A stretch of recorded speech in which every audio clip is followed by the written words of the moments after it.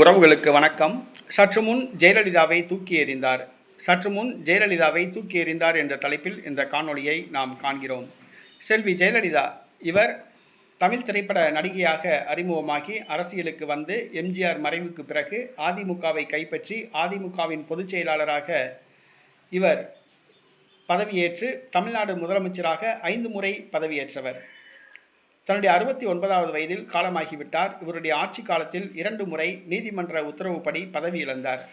இவர் பதவி இழந்த காரணத்தினால் ஓபிஎஸ்ஐ தமிழ்நாடு முதலமைச்சராக்கினார். செல்வி ஜெயலலிதா மரணமடைந்த ஒரு சில நிமிடங்களிலேயே ஓபிஎஸ் மீண்டும் 3வது முறையாக முதலமைச்சராக பதவி வகித்தார். செல்வி ஜெயலலிதாவுக்கு 3 முறை அமைச்சர் பதவியும் 3 முறை முதலமைச்சர் பதவியும் ஓபிஎஸ்க்கு வழங்கியது ஜெயலலிதா. ஓபிஎஸ் 3 முறை அமைச்சராக பொறுப்பேற்றதற்கு காரணம் செல்வி ஜெயலலிதா.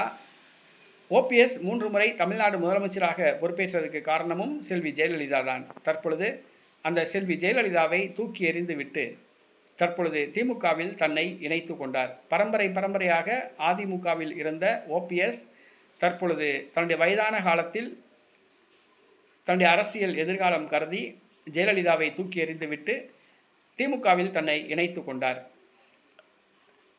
டிடிவி தினகரன் மூலமாக எம்எல்ஏ ஆகி அமைச்சராகி முதலமைச்சர் பதவியை பெற்றவர் இந்த ஓபிஎஸ்.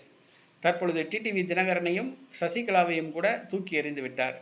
தற்பொழுது திமுகவில் போய் இணைந்துள்ளார். திமுகவில் யாரை தூக்கி எறிகிறார் என்பது தெரியவில்லை. திமுகவுக்கு ஓபிஎஸ் இணைந்ததால் லாபமா நஷ்டமா என்பது தெரியவில்லை. திமுகவில் ஓபிஎஸ் இணைக்கப்பட்டதன் மூலமாக மறவர் சமூகத்து வாக்குகள் முழுவதுமாக பெறுமா என்பது கேள்விக்குறிதான்.